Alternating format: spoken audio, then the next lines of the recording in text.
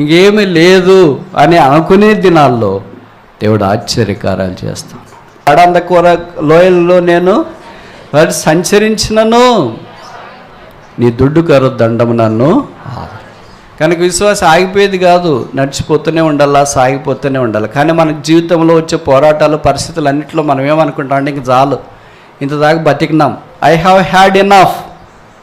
ఈ స్టేట్మెంట్ బహుశా మీకు వస్తుందో రాదో నాకు తెలియదు, కానీ నాకు మాత్రం ఎప్పుడు ఉంటుంది. ఇది నేను నా పక్కన రాసుకొని పెట్టుకొని ఉంటా. ప్రభును బట్టి ఆనందించుడి, మరలా చెప్పుదును ఆనందించుడి.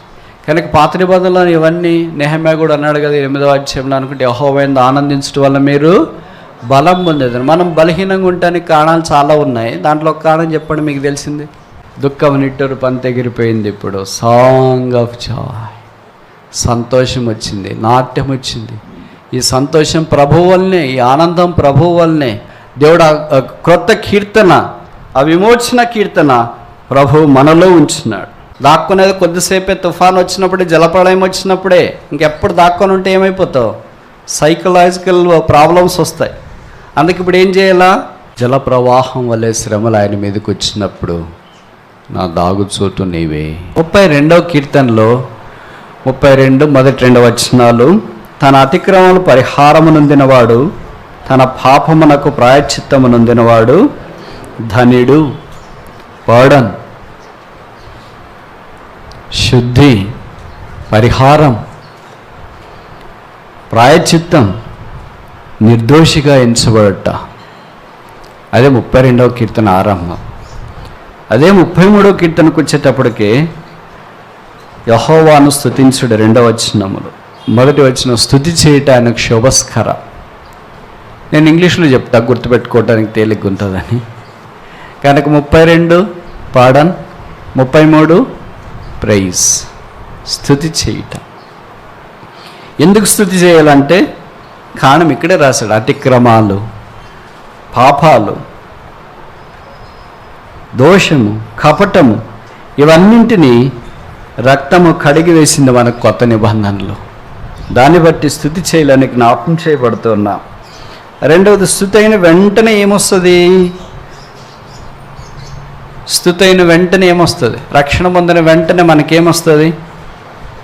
మనకైతే ఏం రాదేమో, కానీ ఇక్కడ రాసినారు. అదే దీన్ని తర్వాత యాంప్లిఫై చేసి చెప్పినారు. 32వ కీర్తన 3వ వచనం, Psalm 32:3, నేను మౌనినై ఉండగా దినమంతయు నేను చేసిన నార్తధ్వని వలన నా ఎముకలు క్షీణించిన. దీనికి ఒక పేరు పెడదామా, ప్రేయర్, ప్రార్థన. రక్షణ పొందిన వెంటనే చేసే పని ఇది. అందుకే అపోస్తల కార్యాలు 9వ అధ్యాయంలో తార్సువాడైన సౌలును గురించి, ఆయన దమస్క్ మార్గంలో యేసు ప్రభు యొక్క స్వరం విన్న తర్వాత, రక్షణ పొందిన తర్వాత ఆయన గురించి చెప్పబడిన మాట ఏంటంటే, ఇదిగో అతడు ప్రార్థన చేయించున్నాడు. ఈ ఆర్తధ్వని అనేది యాంప్లిఫై చేసి బహుశా పరిశుద్ధాత్మ దేవుడు ప్రార్థన అనే మనకు చాలా అర్థమైన సరళమైన భాషలో పొందుపరిచినాడంటే తప్పు కాదేమో. మరి ఇప్పుడు స్తుతి చేయించిన తర్వాత మనం చేయాల్సిన పని ఏంటి అని అంటే 33వ కీర్తన 4వ వచనం, Psalm 33:4, యెహోవా వాక్యము యథార్థమైనది. కనుక ఆ దేవుని యొక్క వాక్యం దగ్గరికి మనం వస్తున్నాం. ఇక్కడ ప్రార్థన 32లో చూసిన, 33లో ఏంటి, వాక్యము, ప్రిసెట్స్ అంటే ఆయన ఆజ్ఞలు, ఆయన నిబంధనలు, ఆయన కట్టడలు.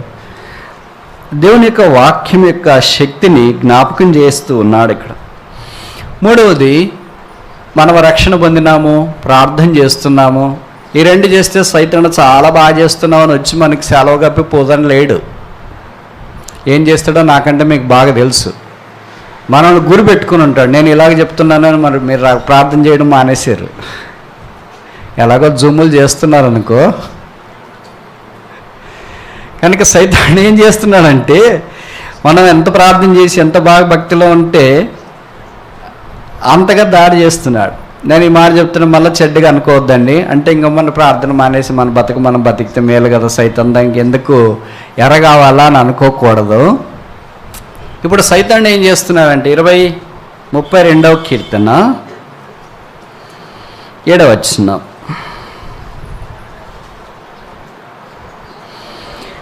నా దాగుచోటు శ్రమలో నుండి నీవు నన్ను. ఏమైంది దీనికి? పాపాలు ప్రాయశ్చిత్తం నొందిన వానికి, పాప పరిహారం నొందిన వానికి, ధనుడైన వానికి, ఆర్తధ్వని చేసిన వానికి, ప్రార్థన చేసిన వానికి ఏమైంది? ఇప్పుడు దాక్కోవలసిన పరిస్థితి వచ్చింది. ఏమైంది? ఇప్పుడు శ్రమ వచ్చింది. ఎలాగొచ్చినాయంట అవి? 6వ కీర్తన మన్నించండి, 6వ వచనం ఆఖరి వరుస. 32వ కీర్తన 6వ వచనం ఆఖరి వరుస. విస్తార జల ప్రవాహములు పొర్లి వచ్చినను. కనుక కష్టాలు ఎలాగొచ్చినాయంటే గోదావరి వల్లే కాదు. అఖండ గోదావరి చూస్తేనే మనం అనుకున్నాం అన్నీ ఒకేసారి నా మీదకి వచ్చినాయని. ఇక్కడ రాసినారు విస్తార జల ప్రవాహం. పోయి దావీదుకి వస్తున్నాయి చూడండి ఇవన్నీ. సౌలు హ్యాపీగా కూర్చొని ఉంటాడు, కానీ దావీదు మాత్రం ఈ కష్టాలు కూడా పోతుంటాడు. మనకు కూడా ఇదే పోలికి వస్తుంటారు. కష్టాలన్నీ మాకే వస్తాయి కదా, ఇబ్బందులన్నీ మాకే వస్తాయి, శ్రమలన్నీ మాకే వస్తాయి కదా. అక్కడ మా ఇంటి పక్కన విశ్వాసులు ఉన్నారు, మా మందిరానికి వచ్చే విశ్వాసులు ఉన్నారు. ఏం లేదు, చాలా సరదాగా వాళ్ళకి మేము ఉంటే ఎంత బాగుండు అని అనుకుంటూ ఉంటాం. వాళ్ళకి దాగుచోటు కూడా తెలియదు, వారికి ఆశ్రయం కూడా తెలియదు. కానీ ఈ పరిస్థితులన్నింటిలో ప్రార్థన చేసిన ఈయనకు యెహోవాయే దాగుచోటు, మన ఆశ్రయము, మన దుర్గము, మన కోట, మన కొండ, ఇవన్నీ వస్తూనే ఉంటాయి. కానీ దాక్కునే సందర్భాల్లో దాక్కోవాలి. దావీదు అలాగ దాక్కున్నాడు. దావీదు లాంటి దాక్కోవడం ఏంటి అని అనిపించదా? సింహమును ఎలుగుబంటిని సామాన్యముగా ఓడించినవాడు. దావీదుని గురించి చాలా పరాక్రమవంతుడు అని మనకు తెలుసు కదా. చిన్న వయసులోనే గొలియాతు లాంటి వాణ్ణి వడిసెలో ఒకే రాయితో చంపినాడు. అలాంటి దావీదు దైవ శక్తి కలిగిన వాడు జలప్రవాహం వలె శ్రమలు ఆయన మీదకి వచ్చినప్పుడు నా దాగుచోటు నీవే. ఇది మనకేం జ్ఞాపకం చేస్తుంది? ప్రొటెక్షన్, భద్రత. గొలియాతును జయించడం అంత తేలికేం కాదు, కానీ దేవుడు దావీదు ద్వారా గొలియాతుకు ఓటమి, దావీదును బట్టి లేదా దావీదు వలన గొలియాతును ఓడించినాడు. అందుకే డేవిడ్ గొలియాత్ అనేది చాలా కథలుగా ఇంగ్లీష్లో లిటరేచర్లో కనిపిస్తూ ఉంటుంది. అంటే ఒక సామాన్యమైన యవనస్తుని ద్వారా దేవుడు అసమానమైన విజయాన్ని మానవునికి తీసుకొని వచ్చిన. సౌలు ద్వారా రాలేదు. కారణం ఏంటంటే శ్రమల గుండెళ్ళి, ఇబ్బందుల గుండెళ్ళి, కష్టాల గుండెళ్ళి దేవునిలో దాక్కొని ఉన్నాడు. అందుకే దీనికి మనం ఇంగ్లీష్లో గుర్తుండటానికి ప్రొటెక్షన్, కాపుదల, భద్రత అని మనం పేరు పెడదాం. మరి ఇక్కడ భద్రత ఉంటే 33వ కీర్తనలో దానికి సంబంధించి ఏంటి? 33వ కీర్తన 5వ వచనం, ఆయన నీతిని న్యాయమును ప్రేమించున్నాడు, లోకము యెహోవా కృపచేత నిండియున్నది. యెహోవా కృపచేత లోకము నిండిన సంగతులు బైబిల్లో ఒక 5 రాయబడ్డాయి. దాంట్లో ఒకటేంటి? కృపచేత నింపబడింది, జ్ఞానము చేత లోకము నింపబడింది, దేవుని మహాత్మ్యము ప్రభావము చేత లోకము నింపబడింది. కనుక ఈ దేవుని యొక్క కృప ఎలాంటిదంటే పాపాత్ములైన మనల్ని రక్షించి పరిశుద్ధులుగా చేసి ఆయన రూపంలోనికి మార్చేది. ఇది మానవ ఊహకు జ్ఞానమునకు మించింది. Grace is the most exponential virtue of God. Unthinkable. ఊహకు, జ్ఞానమునకు, చెవులకు, హృదయానికి, నిత్యత్వానికి కూడా మించింది దైవ సాన్నిధ్యంలో మనం అనుభవించే కృప.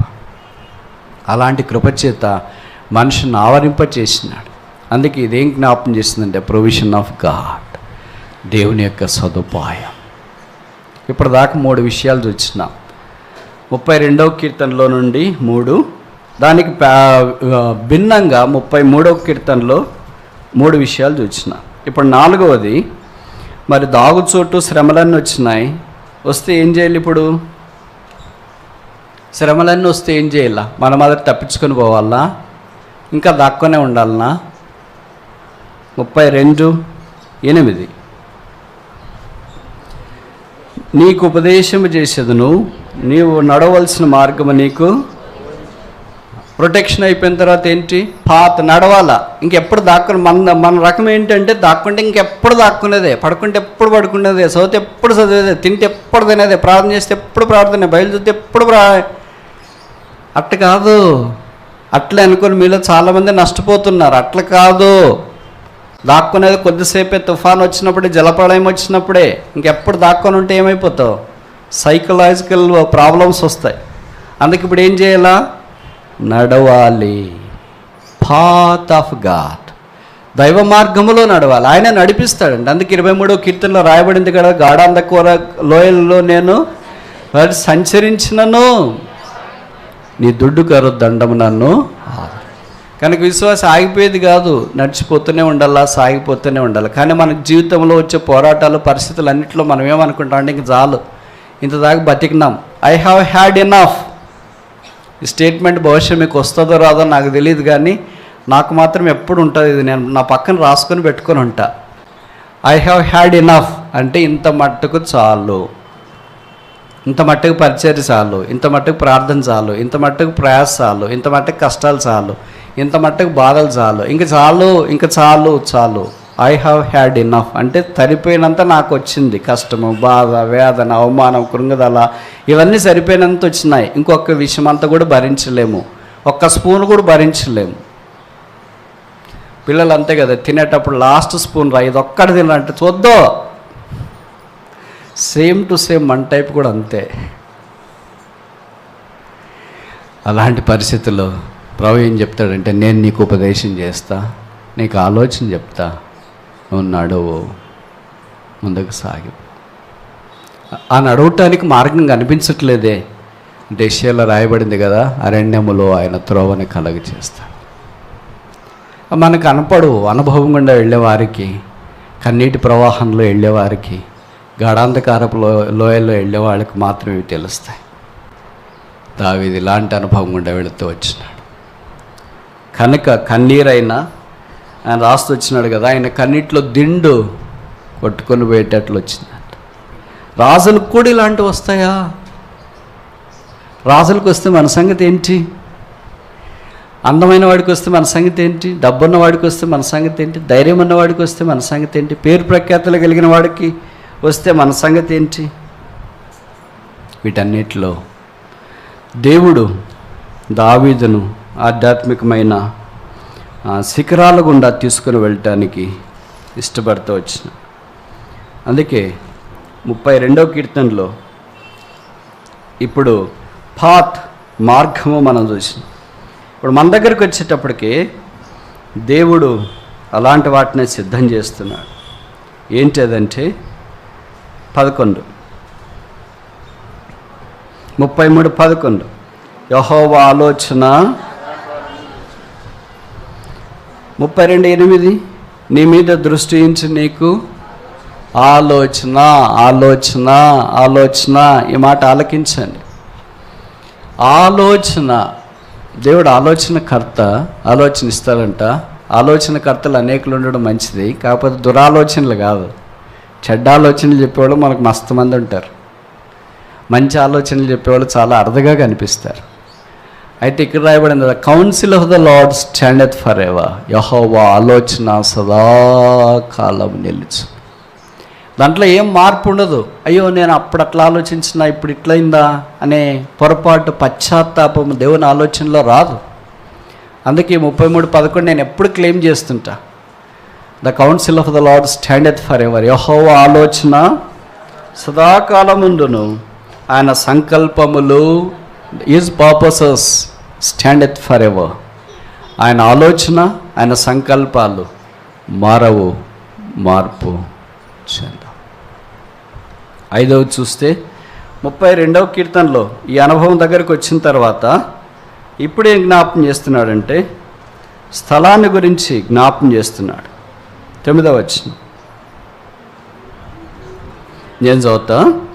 బుద్ధి జ్ఞానము లేని గుర్రముల వలన, కంచెర గాడిద వలన మీరు ఉండకుడి. అవి నీ దగ్గరకు తేబడినట్లు వాటి నోరు వారుతోనూ కళ్ళెముతోనూ బిగింపవలను. భక్తిహీనులకు అనేకమైన వేదన కలగ. ఇక్కడ కొన్ని సంగతులు రాస్తూ, నీ దగ్గరకు తేబడున్నట్లు, నీ దగ్గరకు తేబడు, ప్లేస్, స్థలం కనిపిస్తుంది.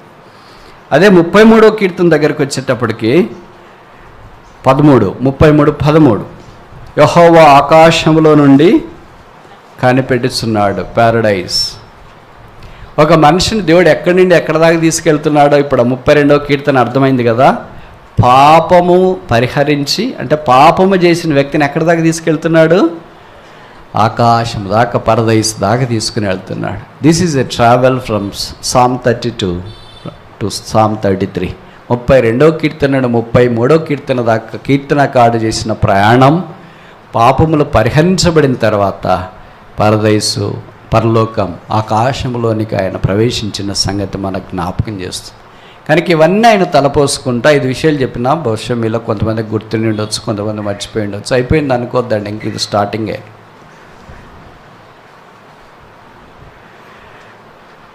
కనుక ఇప్పుడు ఏం చెప్తున్నాడంటే, నీతిమంతులారా, ఎవరు నీతిమంతులుగా తీర్చినారు, ఎలాగ తీర్చబడ్డారు? నీతిమంతులు అంటే మనకి సాధారణంగా గుర్తొచ్చింది ఆదికాండం 15:6. అబ్రహాము దేవుని నమ్మెను, అది అతనికి నీతిగా ఎంచబడను. నోహ దినాల్లో మనకు తెలుసు కదా, ప్రతి వాడు ఊహలోనూ తలంపుల్లోనూ చెడ్డ జీవితం జీవిస్తున్నప్పుడు దేవుడు వారిని సంహరించాలని ఇష్టపడినాడు. 7వ అధ్యాయంలో మనం చూస్తే, ఈ తరం వారిలో నీవే నీతిమంతుడుగా కనపడుతుంది. కరుణా సంపన్నుడైన యేసుక్రీస్తు ప్రభు అనే ఓడలో ఆ 8 మంది భద్రపరచబడి కాపాడబడ్డారు. ఇప్పుడు కొత్త నిబంధనకు వచ్చిన తర్వాత యేసుక్రీస్తునే ఓడలో ఆ శిలువ రక్తమును బట్టి మనం కాపాడబడి లేదా కనికరించబడ్డాం. శిలువ రక్తం కంటే మించిన మానవుని పాపాన్ని క్షమించేది, కడిగేది, శుద్ధీకరించేది ఏది లేదు, ఎన్నడూ లేదు. ఆయన నిర్దోషి, మన కొరకు దోషిగా శిలువలో చేయబడుతూ వచ్చినాడు. ఆయన యేసు పాపము లేనివాడు, మన కొరకే శిలువలో పాపముగా చేయబడ్డాడు. యేసు శాపం ఎరగడు, మన కొరకు ఆయన శిలువలో శాపముగా చేయబడ్డాడు. యేసు పరలోకములో ఉన్నవాడు, మన కొరకే భూమి మీదకి వచ్చి శిలువలో రక్తము కార్చి చనిపోయి సమాధి చేయబడి 3వ దినాన్ని లేచి పరలోక స్థలములో ఆసీనుడై ఉన్నాడు. దాదాపు 32వ కీర్తనలో రాసేటప్పుడు యేసు ప్రభు శిలువ అంటే తెలియదు, ప్రవచనం తెలిసిండొచ్చు. 22వ కీర్తనలో ప్రవచనం ఉంది, కానీ అనుభవంలోనికి లేదు. యేసు రక్తము ప్రవచనం తెలిసేమో కానీ అనుభవం లేదు. యేసు మరణ, భూస్థాపన, పునరుత్థానాల ప్రవచనాలు తెలుసు కానీ అనుభవం లేదు. కొత్త నిబంధనలో ఉన్న మనము యేసు శిలువ దగ్గరికి వచ్చినాం, విశ్వాసంతో ఆ శిలువ కార్యాన్ని విశ్వసించినాం, ఆ రక్తాన్ని ప్రోక్షించుకున్నాం, కడగబడ్డాం, శుద్ధీకరించబడ్డాం. మరలా జ్ఞాపం చేస్తున్నాం. ఎవరైనా ఇంకా యేసును అంగీకరించుకున్నా ఉంటే మరలా జ్ఞాపం చేస్తున్నాం. నువ్వు ధన్యుడు కావాలని కోరితే మొదట ధన్యత ఎక్కడ ఆరంభం అవుతుందంటే 32వ కీర్తన ప్రకారం ఇక్కడే ఆరంభం అవుతుంది. ఆ పాపములకు, అపరాధములకు ప్రాయశ్చిత్తము నొందినవాడు ధన్యుడు. అలాంటి ధన్యతలోనికి వస్తే 33వ కీర్తనలో ఉన్న ధన్యత మనకు జ్ఞాపకం చేయబడుతుంది. యెహోవా దేవుడు కాగల జనులు ధన్యులు. నీకు ధన్యుడు కావాలని కోరట్లేదా? నువ్వు ఆశీర్వాదం, ధన్యుడు, బ్లెస్డ్ పర్సన్ అంటే అర్థం ఏంటంటే సంతృప్తి కలిగిన వాడు, నెమ్మది కలిగిన వాడు, సమాధానం కలిగిన వాడు, ఆనందం కలిగిన వాడు, నిరీక్షణ కలిగిన వాడు అని అర్థం. అది యేసుక్రీస్తులోనే సాధ్యము. యేసు లేకుండా నెమ్మది, సమాధానం, ఆనందం కలగదు, కలగజాలదు, కలగబోదు. ఎందుకంటే యేసుక్రీస్తే ఆనందానికి, సంతోషానికి, సమాధానానికి నిలువెత్తటి వ్యక్తి. అందుకే ఆయన భూమి మీద పుట్టిన వెంటనే ఇదిగో ప్రజలందరికీ కలగబో మహా సంతోషకరమైన స్వార్థమానము ఏమంటే, నేడు రక్షకుడు మీ కొరకు పుట్టి ఉన్నాడు. యేసుక్రీస్తు ప్రభు రక్షకుడే. Saviour is born. రక్షకుడు ఉదయించినాడు. అది నీ పాపాలు క్షమించడానికే. నిన్ను జ్ఞాపం చేసుకొని భూమి మీదకి దేవుడు మానవుడిగా దిగి వచ్చినాడు. దుర్నీతిమంతుడైన మానవుని నీతిమంతుడిగా తీర్చాలని దేవుడు సంకల్పిస్తున్నాడు. యేసు యొక్క శిలువ దగ్గరికి వచ్చి పాప క్షమాపణ పొంది, మారుమనసు పొంది నీతిమంతుడిగా చేయబడాలని యేసు ప్రభు ప్రేమతో ఆహ్వానిస్తున్నాడు. ప్రభువైన యేసునందు విశ్వాసం ఉంచుము, అప్పుడు నీవును నీ ఇంటి వారును రక్షణ పొందుదురు. రక్షణ పొందిన నీతిమంతులు ఏం చేస్తున్నారు? యెహోవాను బట్టి ఆనందగానము చేయడి, స్తుతి చేయుట యథార్థవంతులకు శోభస్కరము. అలాగే 2వ కీర్తనలో చెప్పండి, సితారాతో యెహోవాను స్తుతించుడి, 10 తంతుల స్వరమండలముతో ఆయన్ను కీర్తించుడు. 3వ కీర్తన, ఆయన గురించి నూతన కీర్తన ఉత్సాహధ్వనితో ఇంపుగా. మనం ఇవన్నీ చదువుతుంటే ఏమనుకుంటామంటే, నాకేమో వాయిద్యాలు వాయించేకి రాదు కదా, సితారా రాదు కదా, తర్వాత తంబుర రాదు కదా, ఉత్సాహధ్వని ఎలాగ వాయించాలో రాదు కదా, ఇవన్నీ నాకేం రాదు కదా అని అనుకోవద్దండి. పాత నిబంధనలో ఇది ఉంది, కొత్త నిబంధనలో అన్నిటికీ ఉండేది హృదయమే. సితారా హృదయమే, ఉత్సాహధ్వని వచ్చేది హృదయమే. అందుకనే 4వ అధ్యాయం యేసుప్రభు వారి ఆరాధన గురించి యోహాను సువార్తలో అంటూ, ఆత్మతో సత్యముతో ఆరాధించాలని తండ్రి కోరుతున్నాడు. అట్టి వారి కొరకు ఆయన వెతుకుతూ, ఈ search desire it for such people. ఉదయాన్ని మించిన కీబోర్డ్ ఏముంది? ఉదయాన్ని మించిన మైక్ ఏముంది? ఉదయాన్ని మించిన తపలాలు ఏముంది? హృదయాన్ని మించిన కంజర్ ఏముంది? మరి హృదయం ఉంటే అవన్నీ ఎందుకు బ్రదర్? ఫస్ట్ నెగిటివ్ ఆలోచనే కదా మనకు వచ్చేది. హృదయం లేని వాళ్ళు కొంతమంది ఉంటారు కదా, వాళ్ళ కొరకు.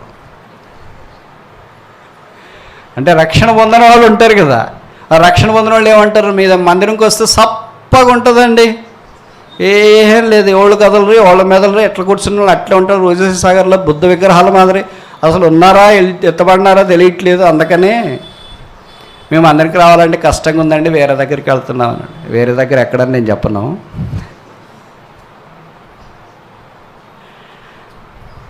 మీరు చూడండి, మరి ఆదాము మొట్టమొదటి అబ్రహాము ఆరాధన చేశాడు కదా. 22వ అధ్యాయం ఆరాధన అనే మాట బైబిల్లో ఆదికాండంలో 22లో కనిపిస్తుంది. నేను ఇచ్చిన వాడును వెళ్ళి యెహోవాకు మ్రొక్కి వస్తాను. ఏ కీబోర్డ్ తీసుకెళ్ళాడు? ఏ మైక్ తీసుకెళ్ళాడు? ఏ తపల ఏ కంజరి తీసుకెళ్ళాడు? ఏం తీసుకెళ్ళాడు? హృదయమే. అలాగే తూర్పు దేశపు జ్ఞానులు వచ్చినారు కదా. మత్తయి సువార్త 2వ అధ్యాయం 10-11లో they fell down and worshipped him. వారు సాగిలపడి ఆయనకు నమస్కరించి. మరి వాళ్ళే కీబోర్డు తెచ్చారు, వాళ్ళే వాయిద్యాలు తెచ్చారు, వాళ్ళేం ఏంది? అవన్నీ వారి హృదయంలోనే ఉన్నాయి. వాళ్ళ హృదయమే కీబోర్డ్, వాళ్ళ హృదయమే తపలా, వాళ్ళ హృదయమే తర్వాత ఏంటి సితారా, వాళ్ళ హృదయమే, అన్నీ హృదయమే. కొత్త నిబంధనలో యేసుప్రభు యందు విశ్వాసం ఉంచిన వ్యక్తి ఫస్ట్ ప్రయారిటీ హృదయం. ఆ తర్వాత మన వాయిద్యాల్లో అవన్నీ మనకు అవసరం. కానీ హృదయమే లేకుండా ఉంటే అవన్నీ ఏముంది? అందుకే ఈ కీర్తనకాడ మనకి ఏ జ్ఞాపం చేస్తున్నాడంటే, నీతిమంతులారా యెహోవాను స్తుతించుడి, నూతన కీర్తన, న్యూ సాంగ్. బైబిల్ ఈ మాట ఎన్నిసార్లు రాయబడింది తెలుసా? మామూలుగా 5 ప్రశ్నలు ఉన్నాయి కదా. 5 ప్రశ్నల్లో మొదటి ప్రశ్న బైబిల్లో ఎన్నిసార్లు రాయబడింది, రెండో ప్రశ్న పాత నిబంధనలు ఎన్నిసార్లు, మూడో ప్రశ్న కొత్త నిబంధనలు ఎన్నిసార్లు, నాలుగో ప్రశ్న మొదట ఎక్కడ రాశారు, ఐదో ప్రశ్న ఇట్లాంటిది ఏమైనా మన జీవితాల్లో ఉందా లేదా. 5వ ప్రశ్నకు మాత్రం జవాబు నా దగ్గర ఉంది. మొదటి ప్రశ్న ఏంటి? బైబిల్ ఈ మాట ఎన్నిసార్లు? న్యూ సాంగ్, క్రొత్త పాట, క్రొత్త కీర్తన, నూతన కీర్తన. తెలుగులో పదాల సంపద ఎక్కువ ఉన్న కారణం చేత ఈ బైబిల్ పండితులు తర్జుమా చేసేవాళ్ళు పద సంపదను రకరకాలుగా పరిశుద్ధాత్మ దేవుని ద్వారా ప్రేరేపించబడి ప్రయోగించినారు. కొన్ని చోట్ల క్రొత్త కీర్తన పాడిరి అన్నారు, కొన్ని చోట్ల ఇక్కడేం రాశారు? నూతన కీర్తన. రెండు ఒకటే, నూతన కీర్తన అన్న ఒకటే, క్రొత్త కీర్తన అన్న ఒకటే. తెలుగులో ఉన్న పద సంపదను పరిశుద్ధాత్మ దేవుడు బైబిల్ పండితులు అలాగే వినియోగించుకోవటానికి వారికి అవకాశం ఇస్తే వారు ఇలాగ వినియోగించుకున్నారు. ఈ రెండింటికి కలిసి ఇంగ్లీష్లో ఒకటే, వొకాబులరీ తక్కువ ఉందో ఏమో, అందుకనే న్యూ సాంగ్, క్రొత్త కీర్తన పాడరి. బైబిల్లో కనీసం ఈ మాట 9 సార్లు రాయబడింది, 9 times. పాత నిబంధనలో 7 సార్లు రాయబడింది, కొత్త నిబంధనలో 2 సార్లే రాయబడింది. పాత నిబంధనలో కూడా కీర్తనల్లోనే 6 సార్లు రాయబడింది. మొదటి ఇక్కడే నాకు తెలుసు అనుకుంటా. యెషయా గ్రంథంలో ఒక్కసారే రాయబడింది ఈ మాట. ఇంకా ఆ తర్వాత నాకు తెలిసి ఇది కనిపించదు అనుకుంటా. ఇలాంటిది దావీదు మనకి ఏ జ్ఞాపకం చేస్తున్నాడంటే, క్రొత్త కీర్తన పాడుడి. ఎందుకు పాడాలా, ఏంటి సంగతి అని కొన్ని విషయాలు ఇక్కడ గ్రంథస్థం చేస్తూ వచ్చినాడు. మీరు అనుమతిస్తే నేను ఒక 5 విషయాలు చెప్పి ముగించడానికి ప్రయత్నం చేస్తాను, సరేనా? నీతిమంతులారా యెహోవాను బట్టి ఏం చేయాలా? ఆనందగానం చేయాలి. తెలుగులో బాగుంది, ఇంగ్లీష్లో జాయ్, జాయ్ సంతోషం. బైబిల్లో జాయ్ అనే పదము, ఇంగ్లీష్లో ఒకటే పదం. ఇందాక నేను చెప్పాను కదా జాయ్ అనేది, తెలుగులో అట్లా కాదు, సంతోషం, ఆనందం ఇలాంటి పదాలు వాడబడుతూ వచ్చినాయి. కనుక పర్యాయ పదాలు ఎక్కువ వచ్చినాయి, పద సంపద ఎక్కువ దొరికేటప్పటికే పరిశుద్ధాత్మ దేవుని ద్వారా తర్జుమాదారులు పద ప్రయోగం జరిగించిన సంగతి కూడా మనకు పరిచయం. దాదాపు 150 సార్లు బైబిల్లో జాయ్ ఇంగ్లీష్ వర్షన్ ప్రకారం రాయబడుతూ వచ్చింది. ఇప్పుడు నేను ఒక ప్రశ్న అడుగుతా, ఆ ప్రశ్న గన్ షాట్ జవాబు చెప్పాలా మీరు, ఓకేనా? ఉన్నోళ్ళే చెప్పండి, ఏమున్నోళ్ళు? జాయ్ ఉన్నోళ్ళే చెప్పండి. జాయ్ అనే మాట బైబిల్లో 66 పుస్తకాల్లో ఏ పుస్తకంలో ఎక్కువ సార్లు రాయబడింది? సరే, లేనోళ్ళు కూడా చెప్పండి.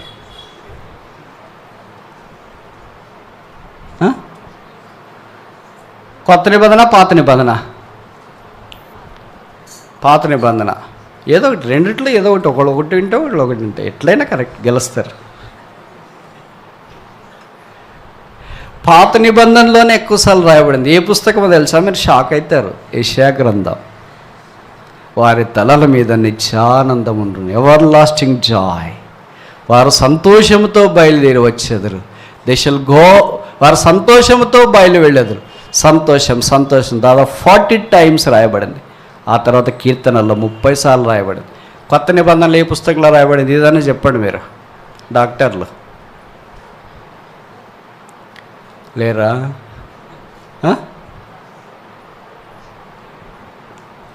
ఎవరు లేరా? డాక్టర్లను క్లూ ఇస్తున్నా, ఇంకా చెప్పకపోతే ఇంకేం చేయాలా? లూకా సువార్తలో రాయబడుతూ వచ్చింది. దాదాపు 15 సార్లు జాయ్ జాయ్ జాయ్ జాయ్. అందుకనే కదా లూకా సువార్త 1వ అధ్యాయంలో 17, అతడు పుట్టినందున అనేకులకు సంతోషం. మొదటి పుస్తకం తెరిచేమో, 1వ అధ్యాయం తెరిస్తేనే సంతోషం. చివరికి వెళ్తున్నా కూడా 24వ అధ్యాయంలో కూడా మహానందముతో వారు తిరిగి వెళ్ళారు. ఆఖరి వచ్చిన చూస్తాను లూకా సువార్త. నేను ఎప్పుడు చెప్తుంటా, మళ్ళీ ఈసారి కూడా చెప్తుంటా, ఏమనుకోవద్దండి. డాక్టర్లు ఎవరన్నా ఇక్కడ ఉంటే ఆన్లైన్లో చూసే డాక్టర్లు కూడా సాధారణంగా వాళ్ళకి సంతోషం, ఆనందం ఉండదు. ఎందుకంటే అవి ఎప్పుడో ఎగిరిపోయింటే ఎంబీబీఎస్ సీట్ వచ్చినప్పుడే పోతాయి. తర్వాత ఇంకా బాధ వర్ణనాతీతం. ఎంబీబీఎస్ అయిపోయిన తర్వాత మళ్ళీ పీజీ సీట్ రావాలా, పీజీ సీట్ వచ్చిన తర్వాత ప్లేస్మెంటు, పెళ్ళిళ్ళు, క్లినికా, జాబో, బయట లోపట ఉన్నది కూడా ఎగిరిపోతుంది వాళ్ళకి. ఇక యాంత్రికంగా రోబో, జపాన్ రోబో మాదిరి పనిచేస్తుంటారు. మనం వెళ్ళి ప్రైజ్లో బ్రదర్ చెప్పాలి. నాకు చాలామంది డాక్టర్లు పరిచయము. This is my eagle I'd observation. సంతోషం సాధారణంగా కనపడదు. అయితే ఈ లూకా భక్తుడు డాక్టర్ అయినా, ఇప్పుడు డాక్టర్ కాదు. ఇప్పుడు డాక్టర్ అంటే ఏదో నీట్ పాస్ అయ్యాడు, ఏదో సీట్ వచ్చింది, చేరినాడు, చదువుకున్నాడు అని. అప్పట్లో 2000 సంవత్సరాల క్రితం డాక్టర్ అంటే మీరు ఊహించండి. ఆయన సన్నబన్న మాలాంటి వాళ్ళకి డాక్టర్ కాదు. అపోజిట్ అయిన పౌలుకి డాక్టర్. పౌలు ఊరికే పెట్టుకుంటాడు. మనలకు ప్రార్థన రాని, వాక్యం రాని, ఇదంతా మందమంది వచ్చింది ప్రభా అంటే పెట్టుకుంటాడా? ఎంతో ఆత్మీయంగా ఆయన ఫ్రీక్వెన్సీ సింక్ కావాలి కదా. సింక్ ఫ్రీక్వెన్సీ దగ్గరకన్నా వస్తేనే కదా మనం ఉండగలము. దగ్గర రాకపోతే ఎలాగ ఉండదు. పౌల్ లాంటి వాడికి ఆయన పర్సనల్ డాక్టర్గా ఉంటూ వచ్చిన మస్తు సంపాదించిన. మన మాదిరి అయితే కదా క్లినిక్ పెట్టో, కౌంటర్ పెట్టో, ప్రాక్టీస్ పెట్టో అది చేయడం తప్పని నేను చెప్పట్లేదు. కానీ ఆ డాక్టరు బయలుపడితులు అంటారు, నాకు తెలియదు. మళ్ళీ అయిపోయిన తర్వాత నన్ను గట్టిగా అడగొద్దండి, ఆయనకి పెళ్ళి కాలేదంట. దొందే అన్నట్టు మన ఇద్దరు కలిసి వెళ్ళిపోదాం దేవుని సేవలో అని పౌలు పిలిచిన వెంటనే లూకా వచ్చేసాడంటే ఇద్దరు కలిసి దేవుని యొక్క సేవలో విరివిగా వాడబడుతూ వచ్చినారు. దాదాపు 3 సువార్త దండయాత్రల్లో దైవదాసుని పరిచయం చేసుకుని లేదా ఆయనకు సేవ చేసే భాగ్యం వచ్చింది. నేను పరలోకానికి వెళ్ళిన తర్వాత చాలా ఆశలు ఉన్నాయి. దాంట్లో ఒకటి ఏంటంటే అపోజిట్ అయిన పౌలును చూసిన తర్వాత డాక్టర్ లూకాను కూడా చూడాలా అని. ఎందుకంటే 2000 సంవత్సరాల క్రితం డాక్టర్ కోర్సు చేసి క్లినిక్ పెట్టకుండా, డబ్బులు సంపాదించకుండా, ఇళ్ళ కొనకుండా, కారు కొనకుండా, పెళ్ళి కాకుండా, పిల్లలు లేకుండా, ఏం లేకుండా ఎట్లా సేవ చేశాడా? ఇప్పుడు కాలక్రమేణా సిఎంసి ఇవన్నీ మిషనరీలు వచ్చి స్థాపించినారు అనుకోండి. బట్ అంతకుముందు దినాల్లోనే దేవుని కొరకు వారు ఎంత త్యాగం చేసి. కనుక సంతోషం, ఆనందం క్రైస్తవ జీవితంలో చాలా ప్రాముఖ్యం. భక్తంగా రక్షణ పొందడానికి కూడా ఇదే ప్రశ్నేనంట ఆయన కారణం. ఆయన పుస్తకంలో రాసిన చాలామంది క్రైస్తవులు చూసినాను, కానీ ఏ క్రైస్తవుని ముఖంలో నాకు ఆనందం కనపడలేదు. అందుకని ఆనందంగా ఉండడం అంటే ఎట్లా అని నేను అన్వేషించడం ఆరంభించినాను. అని ఆయన పుస్తకం రాస్తూ వచ్చి. ఇక్కడ నీతిమంతులారా యెహోవాను బట్టి ఆనంద గానము చేయడి. కీర్తనల్లో 5 రకాలైన గానాలు ఉన్నాయి. అది చెప్పి ముగించమంటారా? మొదటిది పైన రాశారు 32వ కీర్తన 7వ వచనం. నా దాగుచోటు నీవే, శ్రమలో నుండి నీవు నన్ను రక్షించెదవు, విమోచన గానములతో నీవు నన్ను. నేను తెలుగు బైబిల్ ప్రకారం చెప్తా, ఇంగ్లీష్ బైబిల్ ఇట్లా ఉండదు కనుక మొదటి గానం ఏంటి? విమోచన గానం, సాంగ్ ఆఫ్ రిడమ్షన్. గానం అంటే పాట కనుక మొదటి పాట విమోచన పాట. 32వ కీర్తనలో ఎలాగ రాశాడు చూడండి, విమోచన గురించి రాశాడు. 33వ కీర్తనలోకి వచ్చేటప్పటికి ఏం రాశాడు? సాంగ్ ఆఫ్ జాయ్, ఆనంద గానం గురించి రాస్తూ వచ్చినాడు. కనుక ఆనందం ఎలాగొస్తుందంటే విమోచించబడిన తర్వాత ఆనందం కలుగుతుంది. ఇంకా విమోచన, పాపక్షమాపణ, మారుమనసు పొందకపోతే మరలా జ్ఞాపం చేస్తున్నాం. దావీదు ఈ మాట పదే పదే కీర్తనలో జ్ఞాపం చేస్తున్నాడు. బహుశా అలాంటి వాళ్ళు ఆ మాటలు చెప్తే మీరు అనుకోవచ్చు బ్రదర్ ప్రిపేర్ కాలేదేమో అందుకే అదే చెప్పేస్తున్నాడని. మేమంటే ప్రిపేర్ కాకుండా అదే చెప్పొచ్చు, కానీ మరి దావీదు ఆయనకు ప్రిపరేషన్ కావాలా? చెప్పరేంటి? మరి రాస్తున్నాడే పుట్టుకి రక్షణతో ఆరంభించినాడు. 3వ కీర్తనలోనే మనం చూస్తాం, the salvation బిలాంగెత్ unto the lord, రక్షణ యెహోవాదే, రక్షణ నేను కోరుకున్న వానికి ఇస్తాను అనే రక్షణ గురించి చాలాసార్లు రాస్తాడు. విమోచన గురించి చాలాసార్లు రాస్తాడు. ఇక్కడ కూడా విమోచన గానము, సాంగ్ ఆఫ్ రిడమ్షన్. కనుక మనం రక్షణ పొందిన తర్వాత దేవుడు క్రొత్త కీర్తన, ఆ విమోచన కీర్తన ప్రభువు మనలో ఉంచున్నాడు. అందుకే నీతిమంతులు యెహోవాను బట్టి ఆనందగానం చేసే భాగ్యంలోనికి దేవుడు తీసుకురావాలని కోరుతున్నాడు. ఇప్పుడు రెండవది 100వ కీర్తన 2వ వచనం, సామ్ 100:2. సంతోషముతో యెహోవాను సేవించుడి, ఉత్సాహగానము చేయించు ఆయన సన్నిధికి. రెండవ గానం ఏంటి? ఉత్సాహగానం. సాధారణంగా ఇది మనకు లోపించుంటుంది అనుకో. ఆదివారం ఏదో కొంతమంది మాత్రమే ఉత్సాహంతో వస్తుంటారు, మిగతా వాళ్ళు అబ్బా అప్పుడే ఆదివారం వచ్చింది, మందిరానికి వెళ్ళాల్సి వస్తుంది, అంతసేపు కూర్చోవలసి వస్తుంది, వినాల్సి వస్తుంది. కొంతమంది బాధపడేవాళ్ళు ఉంటారు, కొంతమంది ఆదివారం వచ్చిందని సంబరపడేవాళ్ళు ఉంటారు. ఎందుకు ఆరాధనకు వస్తారు కాదు, అక్కడ అర్థమైంది అనుకుంటా మీకు. పొట్టేలు కనిపిస్తుంది కదా కొమ్మలు దగ్గర, పేతురు కూడా కనిపిస్తుంటారు రోడ్లమ్మడి వెళ్ళేటప్పుడు. కనుక ఈ కోడి పొట్టేలు కనిపిస్తూ ఉంటే ఆదివారం వచ్చిందని గుర్తొస్తుంటారు కొంతమంది. ఆదివారం దాని కొరకు కాదు ప్రాముఖ్యం. ఆదివారం ఇక్కడ చెప్తున్నాడు, ఆయన సన్నిధిలో నమస్కరించి సాగిలపడి ఆయన ఆరాధించటానికి కొరకు ఉత్సాహ ధ్వనితో యెహోవాను గురించి గానం చేయటానికి ఆయన సన్నిధికి రండి. కనుక రెండవది ఉత్సాహం. ఈ వైబ్రెన్స్ అనేది, జాయ్ అనేది మనకు రోజులు గడిచే కొద్ది తగ్గిపోతుంది. మీకు తెలుసు కదా, అది చిన్న పిల్లలు, కుర్రోళ్ళు అట్లా ఉంటారనుకో, టీనేజ్ పిల్లలు, బీటెక్ ఇట్లు చేసే పిల్లలు ఉంటారు. పెళ్ళి అయ్యేదాకా లేదు, తర్వాత ఇంకేం లేదు, అంత సప్పబడిపోతారు. వాళ్ళ కష్టాలు బాధలు ఎక్కువైపోయి ఇంక ఎగరండి బ్రదర్ గంతలు hinడి ఇంకేం ఎగరతాం కదా. యేసుక్రీస్తు ప్రభువును బట్టి ఆనందగానము, ఉత్సాహగానంతో దేవుని మందిరావడంలోనికి వెళ్ళాడు. అందుకే మీకు తెలుసు కదా, అపోస్తుల కార్యాలు 3వ అధ్యాయంలో శృంగారం అనే దేవాలయం దగ్గర భిక్షమెతుకుతున్న 40 ఏళ్ళ నుండి ఆ కాలు బాగలేకుండా అంటే కుంటివాడు అక్కడ పడి ఉన్నాడు. పేతురు యోహానులు వచ్చి వాడిని బాగు చేస్తే బైబిల్లో రాయబడింది, వాడు దిగ్గున లేచి గంతలు వేయచ్చు ఎక్కడికి వెళ్ళాడు? దేవాలయంలో. ఒక స్వస్థత వచ్చిన వానికి మాత్రమే ఆరోగ్యం విలువ తెలుస్తుంది, అంటే రోగికి మాత్రమే ఆరోగ్యం విలువ తెలుస్తుంది. డబ్బులు లేనివాడికి మాత్రమే డబ్బుల విలువ తెలుస్తుంది. దుఃఖంలో ఉన్నవాడికి మాత్రమే కన్నీటి విలువ తెలుస్తుంది. ఫెయిల్ అయినవాడికి మాత్రమే పాస్ విలువ తెలుస్తుంది. దిగంబరికి మాత్రమే బట్టల విలువ తెలుస్తుంది. మొబైల్ ఫోన్ లేని వాళ్ళకి మాత్రమే మొబైల్ విలువ తెలుస్తుంది. నీళ్ళు లేని వాళ్ళకి మాత్రమే నీళ్ళ విలువ తెలుస్తుంది. దేవుడు లేని వాళ్ళకి యేసు ప్రభు యొక్క విలువ తెలుస్తుంది. అలాగే దుఃఖముతో ఉన్న వారికి మాత్రమే ఆనందము లేదా ఈ ఉత్సాహ ధ్వనిని గురించి తెలుస్తుంది. అందుకనే నాట్యముగా మార్చాడు. 39వ కీర్తన, నా అంగలార్పునైనా నాట్యముగా మార్చినాడని వాక్యంలో మనకు రాయబడుతూ వచ్చింది. మూడోది చూస్తామా? 145:7 Psalm 145:7 నీ మహాదయాళత్వమును గూర్చిన కీర్తిని ప్రకటించేదను, నీ నీతిని గూర్చువారు, దీనికి ఒక పేరు పెడదాం. ఏం పేరు? నీతి గానం, సాంగ్ ఆఫ్ రైచియస్నెస్. దేవుడే నా నీతి, ఆయనకు వెలుపట నా నీతి అంతా మురికి పేలికలతో సమానము. అది వాక్యంలో మనకు పరిచయం కదా.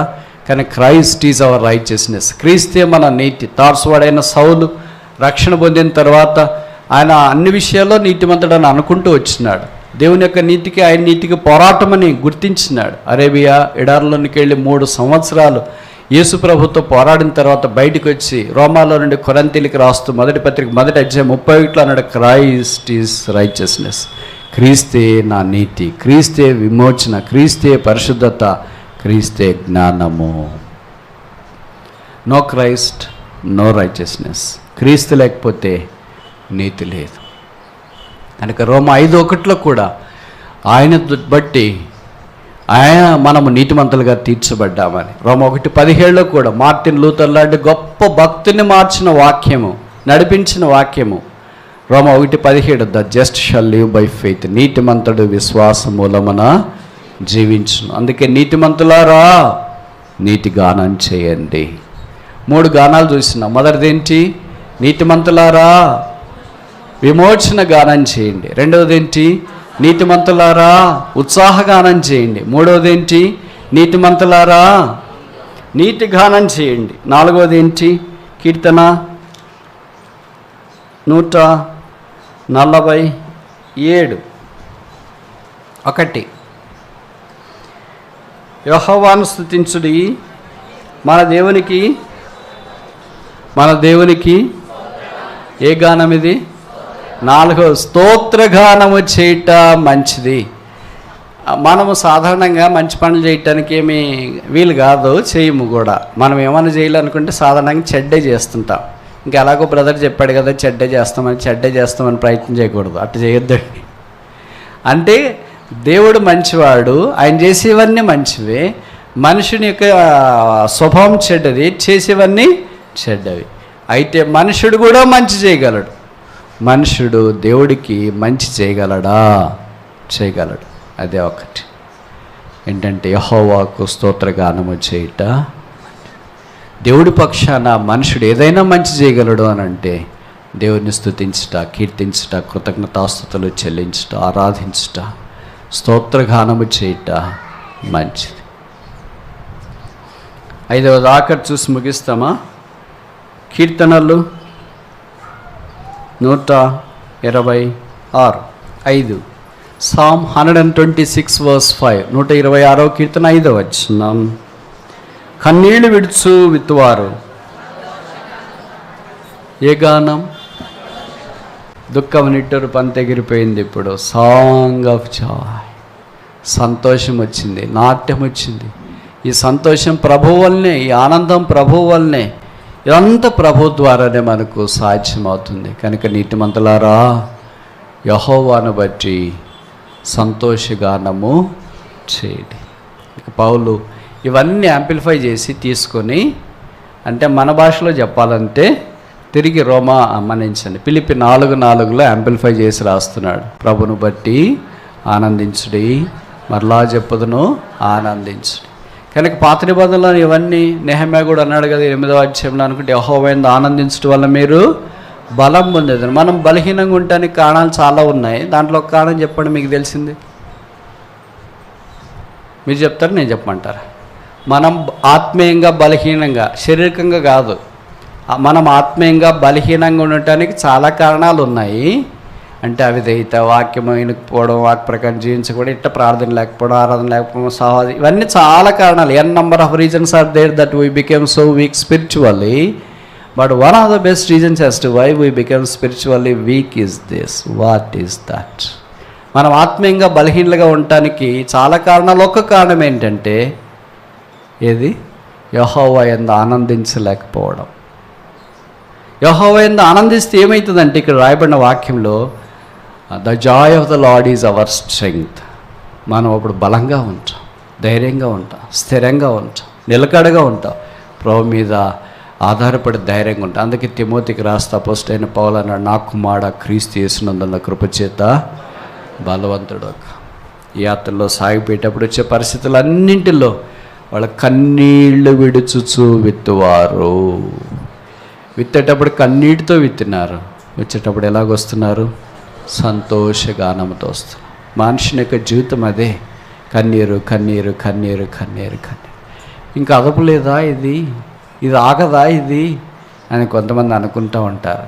కొంతమందికి ఆగిపోవచ్చు, కొంతమందికి అసలు అది ఎట్లుంటుందో కూడా తెలియకపోవచ్చు. అయితే బైబిల్లోని భక్తులు ఆ మార్గం గుండా వెళ్ళారు, యేసుప్రభు కూడా ఆ మార్గం గుండా వెళ్ళాడు. బైబిల్లో రాయబడింది హెబ్రీ పత్రికలో, ఆయన శరీరధారి అయి ఉన్న దినములలో మానవు నుండి తప్పించువానికి కన్నీటితోనూ మహారోధనతోనూ ఆయన ప్రార్థన చేస్తూ యాచనలు చేస్తూ వచ్చినాను. వాక్యం మత్తయి 11 మన యోహాను 11లో మనం చూస్తాం కదా, జీసస్ వెప్ట్, యేసు కన్నీళ్లు విడిచి. లూకాలో చూస్తాం 19 అనుకుంటా, ఆయన యెరూషలేమును సమీపించినప్పుడు దానిని చూచి దాని విషయమై ఏడ్చి. దేవుడు ఏడుస్తాడా? ఈ దినాల్లో అలాగ జరిగితే మనకి అమ్మాయి మాదిరి ఎప్పుడు ఏడుస్తుంది కదా. ఏడు పెట్టొస్తుందో ఏమో, కొంతమంది చూస్తే ఆశ్చర్యం వేస్తుంది అంటారు కొంతమంది. అది అందరికి రాదమ్మా, అది విలువైన ప్రెషస్ ఏంటది, లిక్విడ్. అసలు లిక్విడే లేని వాళ్ళకి ఎట్టొస్తుంది? ఆ కష్టాల గుండెలు పిండి లిక్విడ్ రూపంలో కళ్ళల్లో నుండి బయటకు వస్తుంది. ఈ పరిస్థితులన్నీ వచ్చిన సంతోషగానంతో పనులు మోసుకొని వస్తాయి. ఇప్పుడు దాకా 5 గానాలు చూసిన. మొదటిది ఏంటి? నీతిమంతులారా విమోచన గానం చేయడి. రెండవది ఏంటి? నీతిమంతులారా ఉత్సాహగానం చేయడి. మూడవది ఏంటి? నీతిమంతులారా నీతిగానం చేయడి. నాలుగవది ఏంటి? నీతిమంతులారా స్తోత్రగానం చేయండి. ఐదవది ఆఖరిది, నీతిమంతులారా సంతోషగానం చేయండి. అందుకే కీర్తనకాడు అన్నాడు, యెహోవాయే నా గానం, Christ God is my song. ఆయనే నా పాట. కన్నీళ్ళు విడుచు యాత్ర అంతా సాగిపోతున్నప్పుడు రకరకాల పరిస్థితుల్లో, బాధల్లో వినటానికి కూడా చేత కాదు. ఇంక నాకు కొన్నిసార్లు అనిపిస్తుంటుంది, ఇంకేం వినాలా, విని విని విని విని చెవులు కష్టాలు విని. ఎక్కడికి వెళ్ళినా కష్టాలు చెప్పేవాళ్ళే కదా. కష్టాలు తీరిపోయిన తర్వాత చెప్పేవాళ్ళు చాలా తక్కువ, అరుదుగా కనిపిస్తారు. బ్రదర్, దేవుడు సంఘ ప్రార్థనలు ఆలకించినాడు, కష్టాలన్నీ తీరిపోయి ఇప్పుడు బాగున్నాం, ప్రభుకు స్తోత్రాలు బ్రదర్ అని చెప్పేవాళ్ళు తక్కువ. కానీ ఇంక ఇలాగే చెప్పేవాళ్ళు ఉన్నారు, బ్రదర్ మేము కష్టాల్లో ఉన్నప్పుడు మీకు వచ్చి చెప్పినాము, మీరు ప్రార్థన చేసినారు, ఇంకా కష్టాలు ఎక్కువైనాయి, ప్రార్థన చేయి, ఇంకేమీ లేదు అని అనుకునే దినాల్లో దేవుడు ఆశ్చర్యకార్యాలు చేస్తాడు. అందుకే కీర్తనలో రాయబడింది కదా, ఆయన ఆశ్చర్యకార్యములు చూడరండి. నీతిమంతులారా యెహోవాను బట్టి ఆనందగానం చేయడనే గుంపులో స్తుతి చేయుట యథార్థవంతులకు శోభస్కరం.